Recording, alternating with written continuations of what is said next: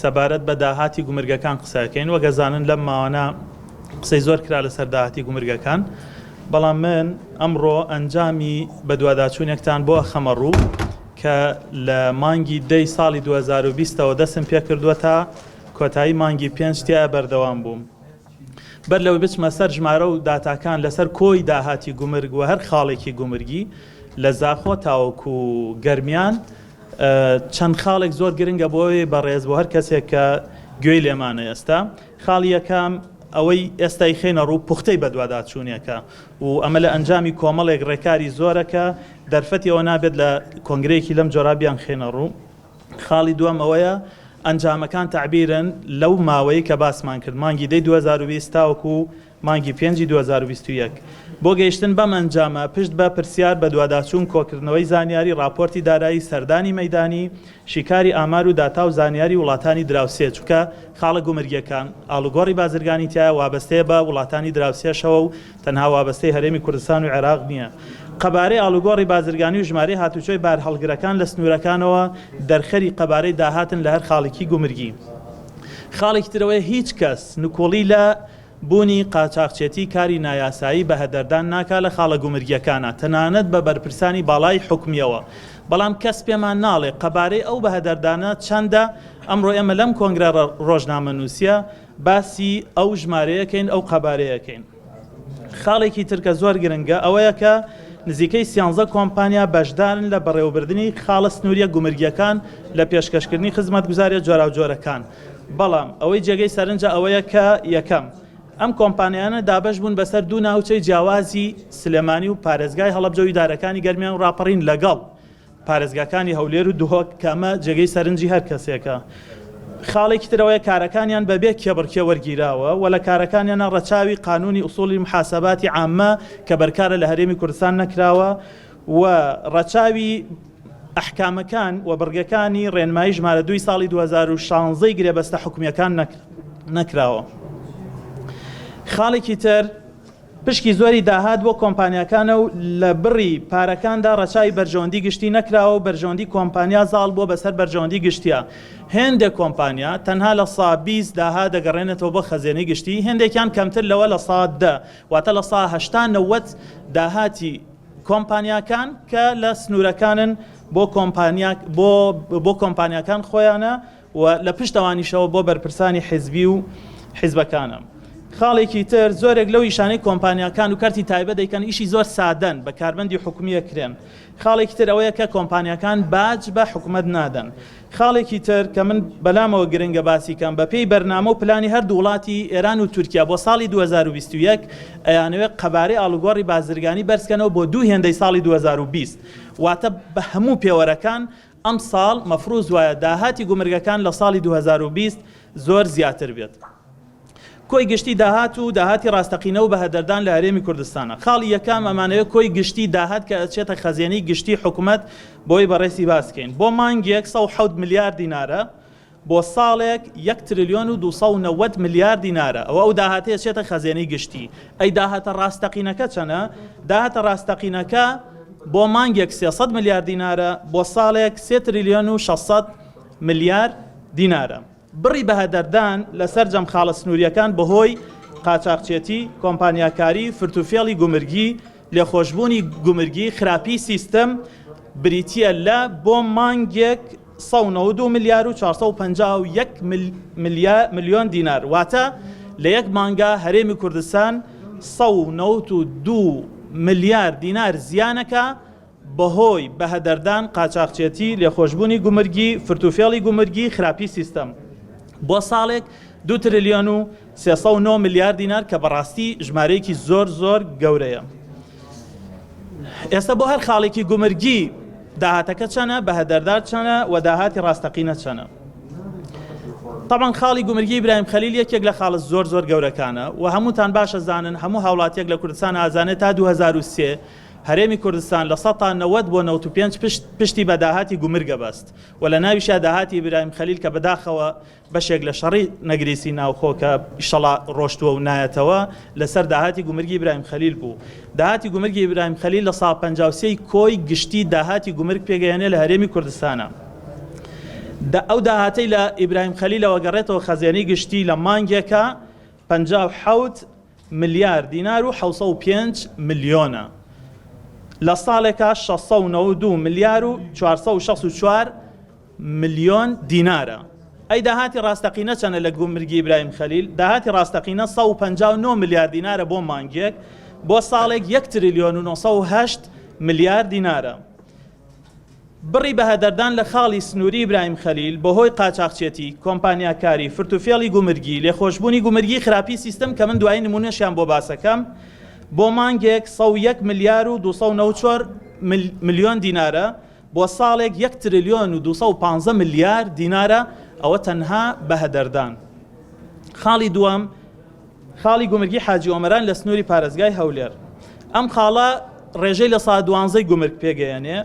داهات کە ئەگەڕێتەوە خەزیێنەی گشتی لەم خاڵەوە بریتە لە 13 ملیار و 158 ملیۆن دینار، بۆ مانگێک بۆ ساڵێک 157 ملیار و 905 ملیۆن دینار.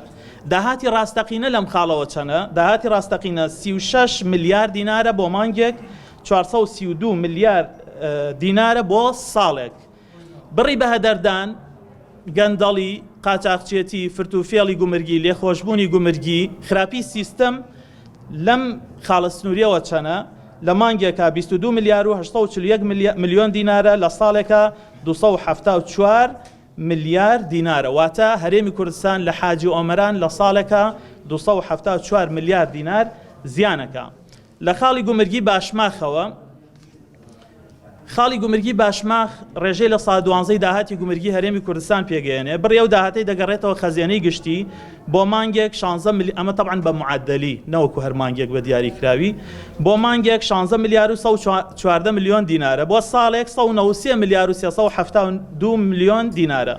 داهاتی ڕاستەقینەی خاڵی باشماخ، خاڵی سنووری باشماخ چەنە؟ بۆ مانگێک 36 ملیار دینارە، بۆ ساڵێک 432 ملیار دینارە. بڕی بەهەدەردان بەهۆی قاچاقچێتی کۆمپانیاکاری فرتوفێڵی گومرگی لێخۆشبوونی گومرگی خراپی سیستم لە خاڵی سنووری باشماخ چەنە؟ بۆ مانگێک 19 ملیار و 885 ملیۆن دینارە، بۆ ساڵێک 238 ملیار و 627 ملیۆن دینارە. پەروێزخان یەکێکتر لە خاڵە گومرگیەکانە. داهاتەکەی کە ئەگەڕێتەوە خەزیێنەی گشتی بۆ مانگێک 16 ملیار و 132 ملیۆن دینارە، بۆ ساڵێک 193 ملیار و 588 ملیۆن دینارە. داهاتی ڕاستەقینەی پەروێزخان چەنە؟ 45 ملیار بۆ مانگێک، 540 ملیار بۆ ساڵێک. بڕی بەهەدەردان لە پەروێزخان چەنە؟ بۆ مانگێک 28 ملیار و 868 ملیۆن دینارە، بۆ ساڵێک 346 ملیۆن و 416 ملیۆن دینارە. خاڵی گومرگی پشتە، داهاتەکەی کە ئەگەڕێتەوە خەزیێنەی گشتی بۆ مانگێک 3 ملیار و 289 ملیۆن دینارە، بۆ ساڵێک 39 ملیار و 476 ملیۆن دینارە. داهاتی ڕاستەقینەی خاڵی گومرگی پشتە چەنە؟ لە مانگێکە 9 ملیار دینارە، لە ساڵێکە 108 ملیار دینارە. کەواتە بڕی بەهەدەردان لەو خاڵە چەنە؟ لە مانگێکە 5 ملیار و 710 ملیۆن دینارە، بۆ ساڵێک 68 ملیار و 523 ملیۆن دینارە. خاڵی گومرگی کێلێمان هەیە. هەندێک لەم خاڵانە فەرمین نێودەوڵەتین، بەڕسمی مامەڵەیان لەگەڵەکرێت کە پێنجن، هەندێکیان نافەرمین، بەڵام جموجۆڵی بازرگانی تیانە بەردەوامە و داهاتیان هەیە. یەک لەوانە کێلەیە. کێلێ ڕێژەی داهات لە سا 1.19 پێگەیەنێ. ئەو داهاتەیە گەڕێتەوە خەزیێنەی گشتی 1 ملیار و 281 ملیۆن دینارە، لە مانگێکە لە ساڵێکە 15 ملیار و 373 ملیۆن دینارە. داهاتی ڕاستەقینە لەو خاڵەوە چەنە؟ بۆ مانگێک 3 ملیارە، بۆ ساڵێک 36 ملیارە. بەهەدەردان لەو خاڵەوە چەنە؟ لە یەک مانگا 1 ملیار و 718 ملیۆن دینارە، لە ساڵێکە 20 ملیار و 626 ملیۆن دینارە. خاڵی گومرگی سەیرانبەرمان هەیە. داهاتەکەی کە ئەگەڕێتەوە خەزیێنەی گشتی 1 ملیار و 54 ملیۆن دینارە، بۆ ساڵێک 12 ملیار و 653 ملیار دینارە. داهاتی ڕاستەقینەی و خاڵە چەنە؟ لە مانگێکە 2 ملیار و 500 ملیۆن دینارە، بۆ ساڵێک 30 ملیار دینارە. بڕی بەهەدەردان لەو خاڵە گومرگیەوە کە ناگەڕێتەوە خەزیێنەی گشتی بریتە لە مانگێکە 1 ملیار و 445 ملیۆن دینار، بۆ ساڵێک 7 ملیار و 346 ملیۆن دینار.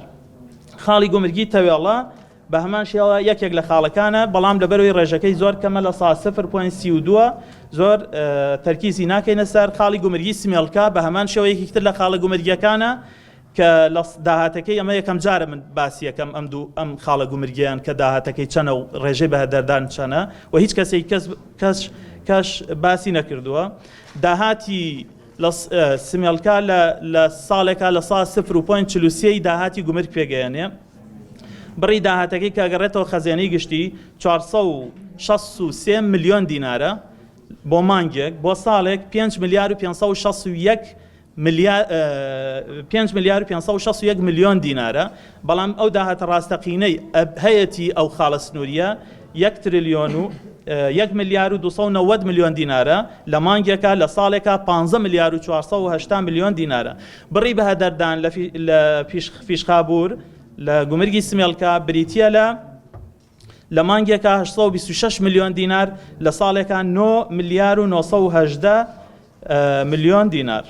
طبعا ئەمە ئەو ڕقمانە بوون سەبارەت بە داهات کە ئەگەڕێتەوە خەزیێنەی گشتی داهاتی ڕاستەقینە و بڕی بەهەدەردان بەهۆی قاچاقچێتی کۆمپانیاکاری. ئێستا لەوە یەکێک پرسیارەوە بکە بڵێ باشە تۆ چۆن ئەم بڕانت دەرهێناوە. یەکەم ئەو خاڵانی کە باسم کرد جموزۆڵی بازرگانی، ژمارەی بار هەڵگرەکان چ لە وڵاتانی دراوسێەوە ئێران و تورکیاوە یانە هەرێمی کوردستان، چ لە هەرێمی کوردستانەوە ئەچنە وڵاتانی دراوسێ، لە هەردووکیان هەرێمی کوردستان قازانجەکە و پارەی دەسەکەوێت. با دوو نمونەتان لەسەر بابەتی کۆمپانیاکاری بۆ باسکەم.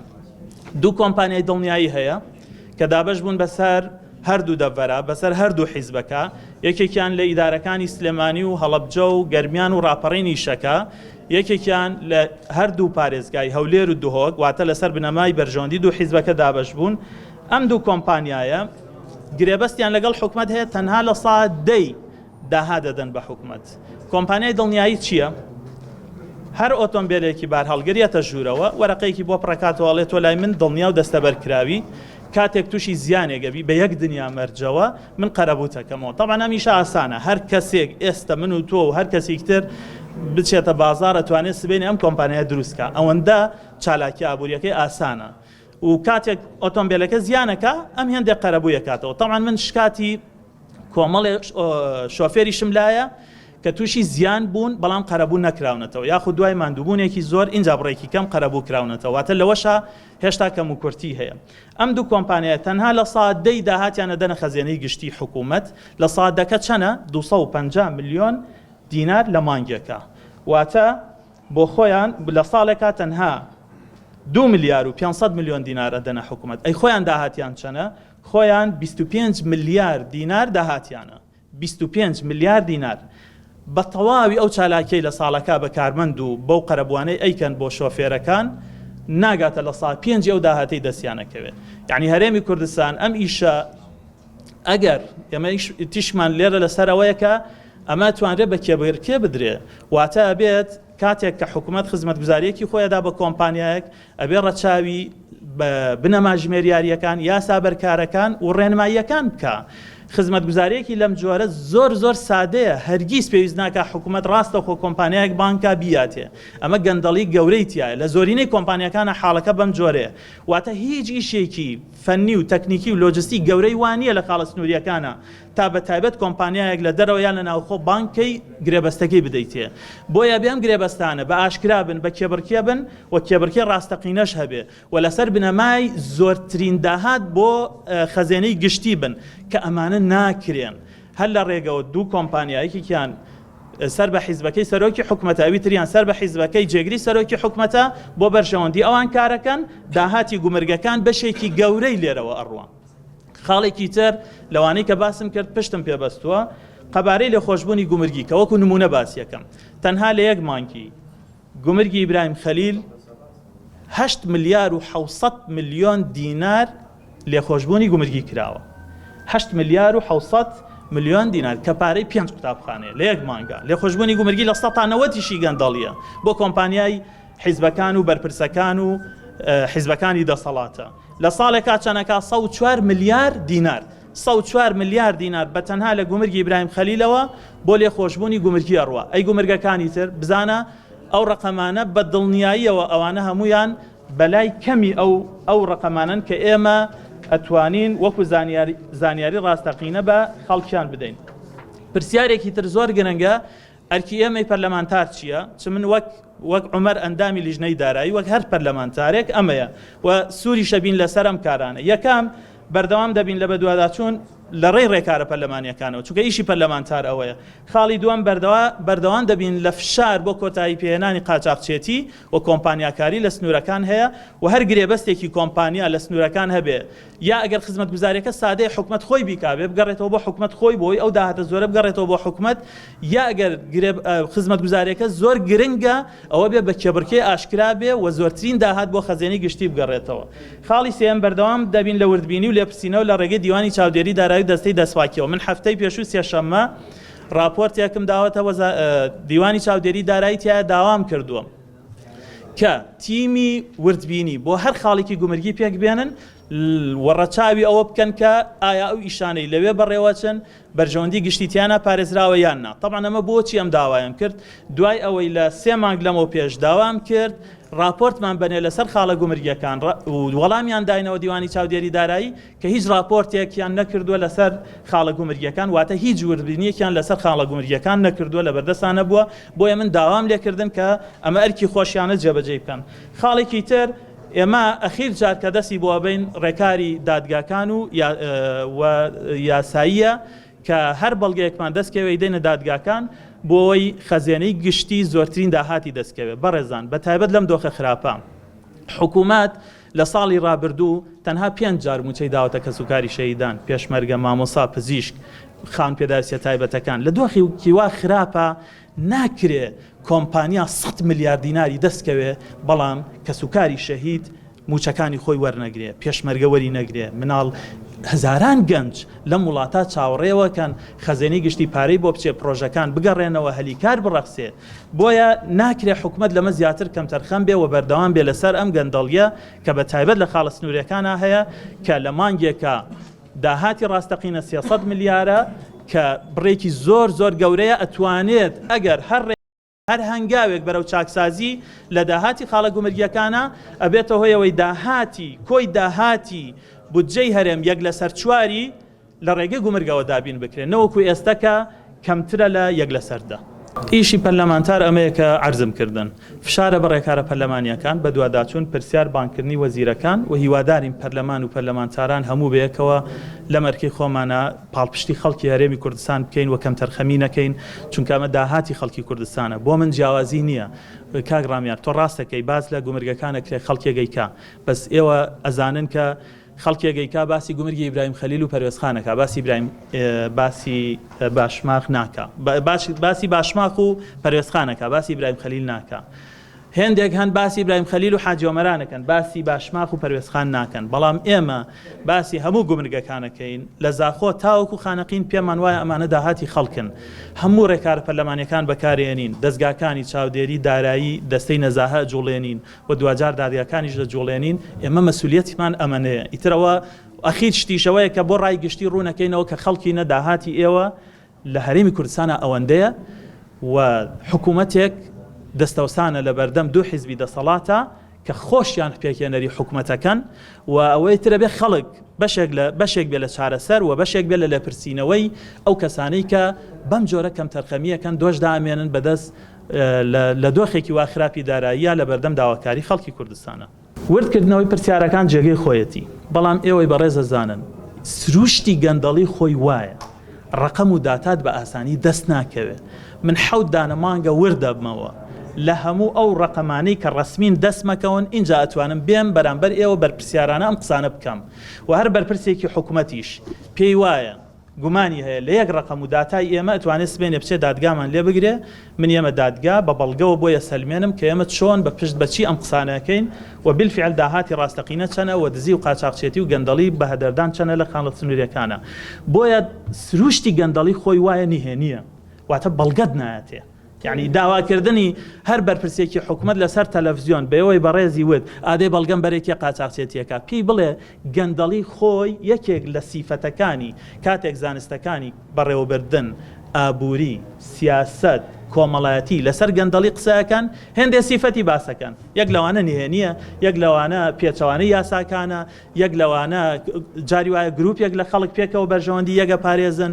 بۆیە ئاسان نییە بڵم من قاچاقچێتی مەسەلەن لە خاڵە گومرگی فلانەوە ئەوەندەیە بەڵام بەهۆی جموجۆڵی بازرگانی بەهۆی ئەو داتانەی دەستمان کەوتون بەهۆی ئەو ڕقەمانەی بەدوایان ناچوین بۆمان ڕوون بۆتەوە بە هەر 5 سەرچاوەکەی گەندەڵی و بەهەدەردان و خراپەکاری ئەمە ئەنجامەکەیەتی کە قاچاقچێتیە کە لێخۆشبوونی گومرگیە کۆمپانیاکاریە و خراپی سیستەمە و بەهەدەردانە بە هەر 5 ڕێگەکەوە اینجا خاڵە گومرگیەکان یەک لەسەر بۆتە هۆیەوەی کە یەک لەسەر 3 تقریبەن یەک لەسەر 3 داهاتیان ئەگەڕێتەوە خەزێنەی گشتی هاوڵاتی وشیار ئەزانێ نوێنەری خۆی کێ و ئەزانێت چ کاتێک بایکۆتەکە و چ کاتێک نایکە بایکۆتی گەورەی هەڵبژاردنەکان لە خولی پێشووی پەرلەمانە لە خولی پێنجەمە زیانی ئۆپۆسیۆن کردی و هەرگیز لایەنەکانی دەسەڵات نیان کردو ناشیکەن ئەوان لە ڕێگەی دەسەڵاتیان نفوسیان پارەیان چەکیان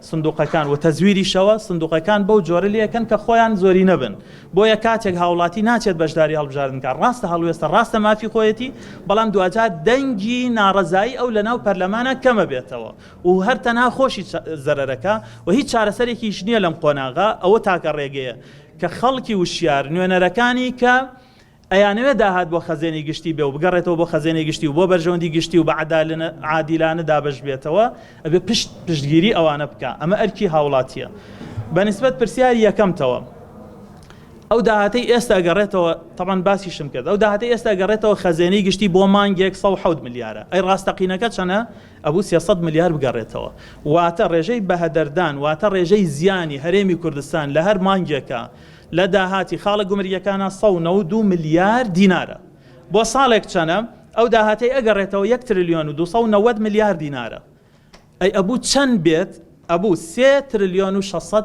ملیار دینار بێ قەبارەی بەهەدەردان گەندەڵی قاچاقچێتی کۆمپانیاکاری چەنەیە بریتیە لە 2 تریلیۆن و 309 ملیار دینار حکومەتێکمان هەیە بە سیستم کارناکە بە یاسا کارناکە یعنی لە هیچ دۆخێکە بە هیچ پاساوێک نابێ حکومەت دەست بەرێ بۆ لێبڕینی موچە بە یاسا دانراوە کێ جورئەتی ئەوەکە ئەگەر ئێمە و پایەکانی دەسەڵات بەهێز بن واگەر ئێمە دەستورێکی بەهێزمان هەبووایە واگەر دادگاکان بەهێز بوونایە واگەر پەرلەمانێکی بەهێزمان بووە لە نوێنەراتی کردی خەڵک کابینەیەک لە داهاتی خەڵکی کوردستان نایاساییانە کار بکات ئەبێ بیەنیتە پەرلەمان محاسبەی کەی و متمانەشی لێوەرگریتەوە